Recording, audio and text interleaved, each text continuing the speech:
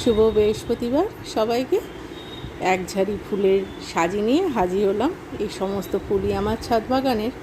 আর এদিকে আমি আমার শিব ঠাকুরকে জল ঢেলে দিলাম। আমার এই শিব ঠাকুরটি নেপাল থেকে আনা। 2022 সালে যখন আমরা নেপাল ঘুরতে গেছিলাম আর গিয়ে ওখানে পশুপতিনাথ মন্দিরে পুজো দিয়ে আসলাম, আসার পথে এই আমার এই শিব ঠাকুর, তার সাথে নন্দী মহারাজ, ত্রিশূল, সাপ সব কটাই নিয়ে এসেছি।